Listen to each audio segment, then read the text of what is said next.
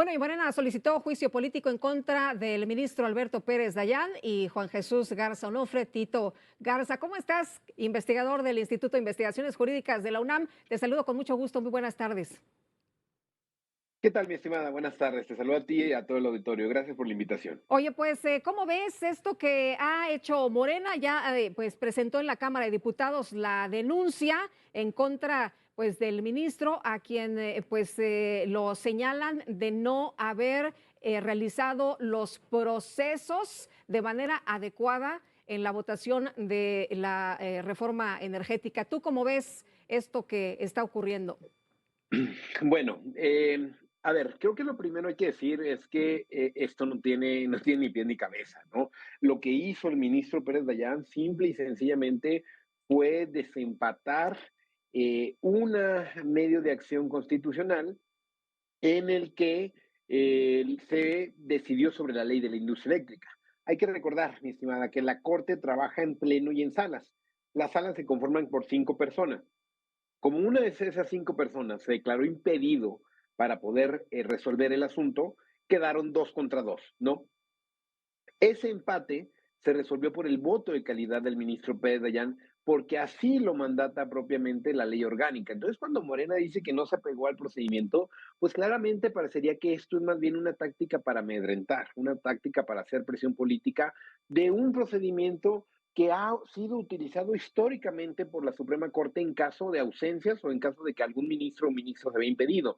Lo amenazó, lo llevó, lo vociferó y el día de hoy se lleva a cabo finalmente la solicitud de juicio político. Dicho esto, no hay ninguna posibilidad de que esto transite. El juicio político parecería que se está utilizando más bien como una manera de asustar o de amedrentar políticamente, pero no hay manera que actualmente, porque se necesitan mayorías calificadas, porque realmente tienen que ser delitos o infracciones a la ilegalidad en el Sí. marco jurídico legal, no existe posibilidad de que esto transite. Oye, y en el caso de esta votación, pues así está en la ley, ¿no?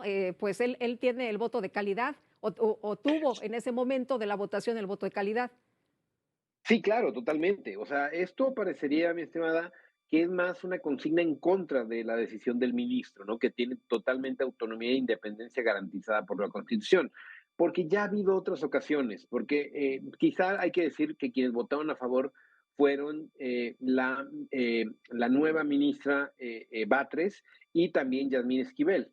Y lo cierto es que hay antecedentes donde Yasmín Esquivel, cuando era presidenta de la sala, también decidió hacer algunos asuntos. Entonces, que creo lo que está haciendo Morena, simple y sencillamente, es utilizar la figura del juicio político para generar un tipo de venganza contra el ministro Pérez Dayán, que queda claro que no tiene ningún tipo de responsabilidad por haberle hecho caso a lo que mandata la propia ley reglamentaria del Poder Judicial. Oye, Aleida, a la vez quien fue la que presentó precisamente ahí en la Cámara de Diputados esta denuncia, señala que ya habían votado 8 ministros a favor de esta reforma y que cómo es posible que después solo dos tomen una decisión tan importante. Claro que sí, mi estimada. Bueno, a esta diputada que claramente desconoce por completo cómo funciona no solamente la Corte, sino también la defensa constitucional de cualquier ley o cualquier acto de autoridad, hay que decirlo que en efecto, en un primer momento, y no fueron 8, fue una mayoría de 4 ministros en aquel entonces, en un polémico contabilidad de votos que hizo el entonces ministro Arturo Saldívar, que intentó cambiar la votación o aspectos de cómo se discutió propiamente la ley de la industria eléctrica, y al final esa medio de control constitucional, esa acción de inconstitucionalidad, quedó invalidada. ¿Cuál es la diferencia entre una acción, una controversia y un amparo, que fue lo que se discutió ahora en la primera sala, que es lo que está achacando? Bueno, la primera, las acciones y las controversias, tienen efectos generales. Que hubiera echado para abajo por completo, o los artículos que venían dentro de la ley de la industria eléctrica, con efectos generales para todos.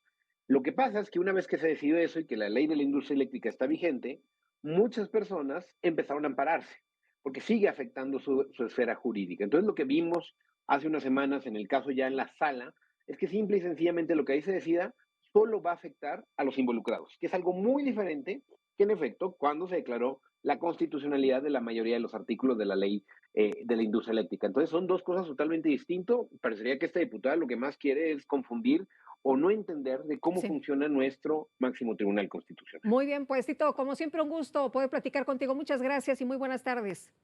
Gracias por la invitación, que tengan buen día. Hasta luego.